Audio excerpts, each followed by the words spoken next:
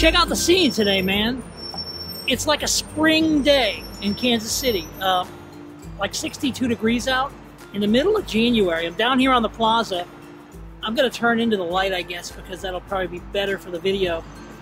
You know, I want to talk about keeping commitments, and I want to talk about what it means. What is your reasonable service when it comes to your business? What is your reasonable service?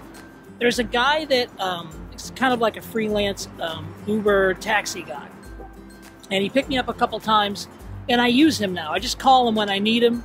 I don't call dispatch. I call him directly, and then he just shows up in his Chrysler 200 and takes me where I need to go. And he's a nice guy. He's my age. And, you know, I use him when I need him. Yesterday, 5 minutes before he was supposed to be there, he texted me and said, I'm running late. My monkey's on fire, whatever the excuse was. And I'm going to be 15 or 20 minutes. Well, he wound up being almost 30 minutes. And I was sitting out front of my building because, you know, I'm just a guy that likes to be on time. No big deal. So he took me to run my errands. And then today I texted him at 12:30. I said, can you pick me up at 1:30? He says, no problem. Great. So I'm getting dressed. It's right up on, like, you know, 5 minutes before 1:30, I get a text. He says, I had an important pickup. I'll be there in 15 minutes. Well, you know, I think his reasonable service, because once he decides that he's going to pick me up, once he agrees to it, his reasonable service is to be there at least 5 minutes early and not keep me waiting. Now, he's in a business that, you know, he gets a call, spur-of-the-moment call, and, you know, he wants to make money, he takes the call. That's fine. He's entitled to do that, right? But he should have given me at least 30 minutes notice. Look, I've got a pickup. Can we push it back? And, of course, I would have said yes. But he didn't do that. He gave me next to no notice 2 days in a row. Now, there's no shortage of places for me to go to get a ride. I can call a taxi, I can call Uber, I can call a limousine service. There's a town car service I use that's just 65 bucks an hour. My point being that he kept me waiting again on day 2. So I just walked 2 blocks up to the hotel where there's a line of cabs, and I jumped in a cab and I texted him back and I said, you know, no problem. I understand you have an important pickup. You know, forget the whole thing. He texted me back 5 minutes later. I told him I was getting an Uber. He texted me back 5 minutes later. Did you get picked up? Because I'm sitting at your house. Well, guess what, dude? You need to give me more than 5 minutes notice when you're going to be late.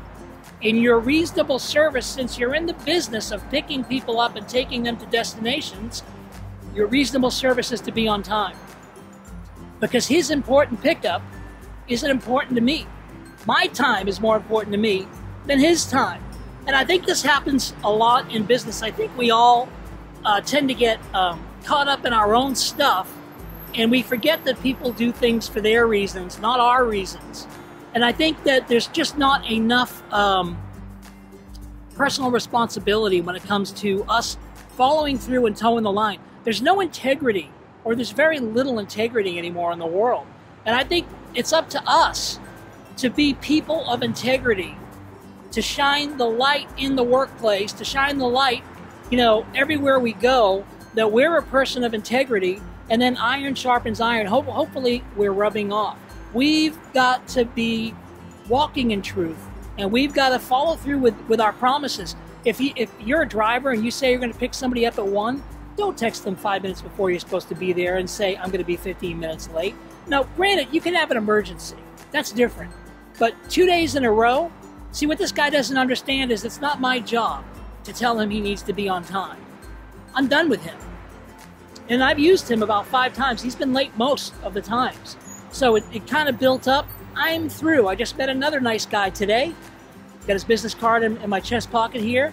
A real sociable guy. I'm going to be calling him next time I need a ride.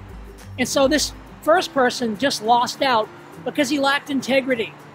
Now, maybe he wasn't looking at it the way I'm looking at it, but my time's more valuable than his. If he had integrity, he would have given me ample. What if I had a lunch meeting?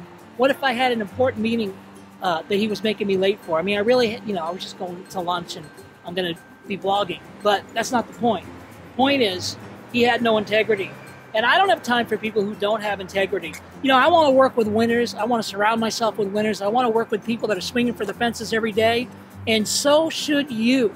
So be a person who honors your word. Sometimes, you know, you get in a situation, and the situation forces you to break your word. And you could apologize to people when you're in an uncompromising situation where you wind up breaking your word, but it was beyond your control. You can apologize. But we've got to be connected to our word. You know, my grandfather taught me this growing up. He said, you know, your integrity is everything, and you've got to honor your word. I didn't get it when I was a teenager. Man, I get it now. I want to work with winners. I want to work with people that have integrity. I want to work with people that say what they mean what they say, and do what they say. That's the important thing, to do what you say. You know what DO stands for in my book? Divine order. I'm sure it doesn't stem from that, but that's my interpretation of DO. Divine order. When you're walking in divine order, everything you do is in sync with your purpose. Everything you do is in sync with your mission. And my mission is to help you succeed in your mission. Until next time, this is Tom Cellie saying live well, love well, God bless.